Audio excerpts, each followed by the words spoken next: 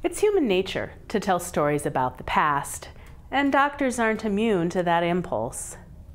The second-year medical students rotating through my clinic have had me reflecting on my own years as a fledgling physician and the changes I've seen in my decades of practice. I remember one late evening spent in the pediatric intensive care unit watching over a toddler who had meningitis. At one point, I turned and bumped into a bed rail, which came crashing down. Both my preceptor and I jumped, and I probably even shrieked. The child, however, didn't even blink. And that's when we knew her illness had left her profoundly deaf.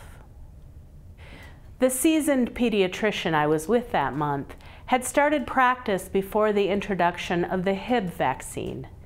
As we talked about what we could do now for the child in our care, he told me stories from the old days, when the PICU at Sioux Valley Hospital would perpetually have 2 or 3 children being treated for meningitis.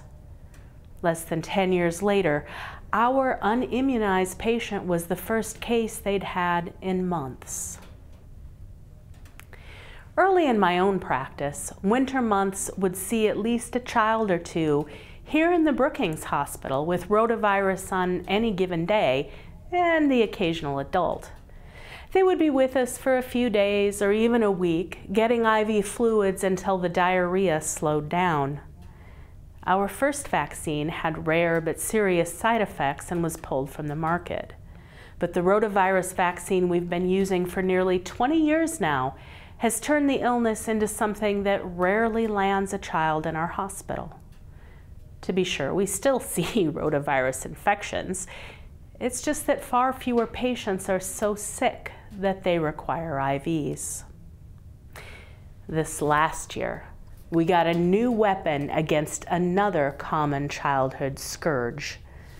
RSV has been a terror for longer than I've been in practice. It results in the hospitalization of nearly 2% of children before they turn 1. We now have 2 ways to protect infants. The first is a traditional vaccine, but it's given to expectant mothers late in their pregnancy.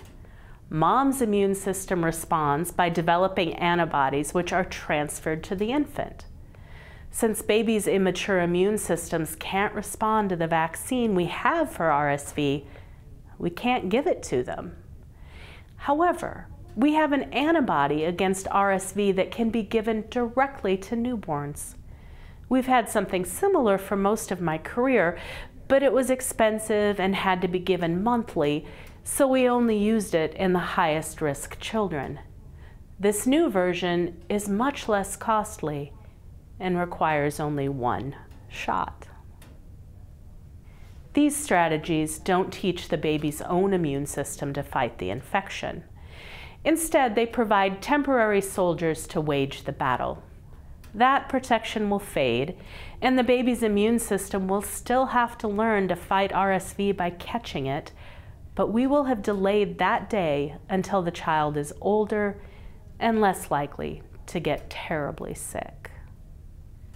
I am optimistic that RSV too will become something we still see, but that doesn't cause the suffering it once did.